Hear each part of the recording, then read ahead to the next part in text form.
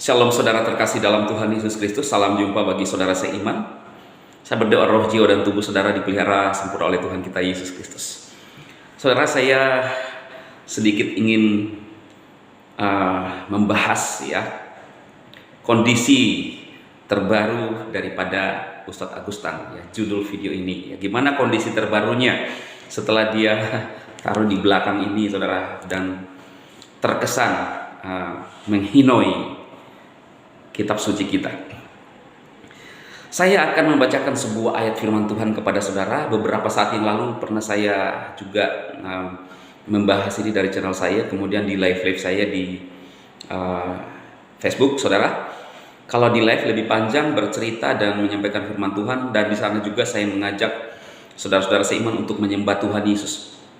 Jadi saudara-saudara yang melihat video-video saya, kalau rindu ingin bertemu langsung lewat live, kita memuji menyembah Tuhan, bisa mengikuti Facebook halaman saya di PSDHI, dan kita menyembah Tuhan. Saudara, Sakaria 14 ayat 12, saya baca dari ILT, Indonesian Literal Translation, terjemahan aslinya.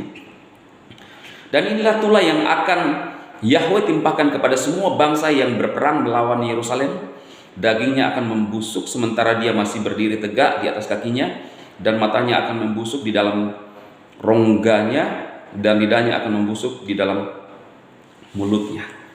Wow, ini firman Tuhan yang ditulis, saudaraku, untuk menjelaskan kepada dunia bahwa orang yang berperang melawan Yerusalem, akibatnya ini, saudara, tulah yang akan diterima. Kita tahu bahwa bangsa Israel adalah bangsa umat pilihan Tuhan, dan saya sedikit meneliti kenapa ini dengan Yerusalem. Saudara tahu Yerusalem adalah ibu kota daripada Israel, pusat kota, pusat pemerintahan. Dan kita tahu Israel dan Yerusalem itu, saudara, adalah bangsa umat pilihan Tuhan.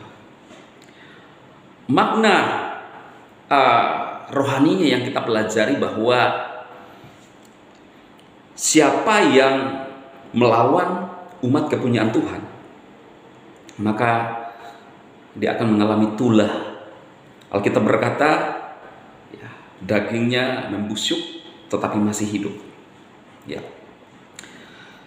Saya tidak mengatakan kepada saudara ini yang terjadi dengan seorang ustadz yang telah pantatin Alkitab, saudara. Tetapi kalau kita melihat apa yang terjadi dengan Rasul Paulus ketika dia mulai melakukan penganiayaan kepada umat-umat Tuhan pada saat itu, dia belum bertobat, saudara. Dia ditemui oleh Tuhan Yesus dalam perjalanan ke Damsyik. Lalu dia buta, saudara. Ada akibat yang dia terima. Untungnya dia dipersiapkan oleh Tuhan untuk menjadi pemberita Injil, dan dia bertobat. Nah, apakah kebetulan setelah ngentutin Alkitab, tiba-tiba dia mengalami, saudara, kita lihat kemarin-kemarin stroke. Tidak ada sesuatu yang kebetulan di dunia ini, saudara. Ini adalah menurut saya teguran. Bahkan video terakhirnya di review dari TV Laser Kristus, dia minta maaf, dan dari video itu dia mengaku dia mengalami satu gangguan penyakit, saudaraku.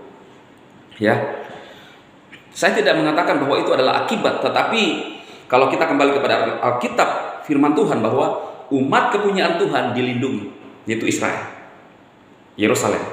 Orang yang mengepung, yang melawan, memerangi Yerusalem, orang-orang yang melakukan itu akan mengalami mengerikan, saudara. Saya nggak nakut-nakuti, tetapi saya percaya arti rohaninya bahwa kita yang percaya kepada Tuhan yang benar, ada orang-orang yang melakukan hal yang tidak baik kepada kita, maka Tuhan akan berperang menggantikan kita, saudara, karena kita berserah kepada Tuhan yang benar. Dan itu banyak buktinya. Biar kebenaran firman Tuhan ini, saudara, yang singkat ini bisa menolong saudara sekalian, ya, agar memberikan pelajaran juga kepada siapapun bahwa ada akibat ketika kita melakukan hal yang tidak berkenan di hati Tuhan, khususnya kita melawan umat kepunyaan Tuhan. Tuhan Yesus memberkati saudara sekalian. Amin.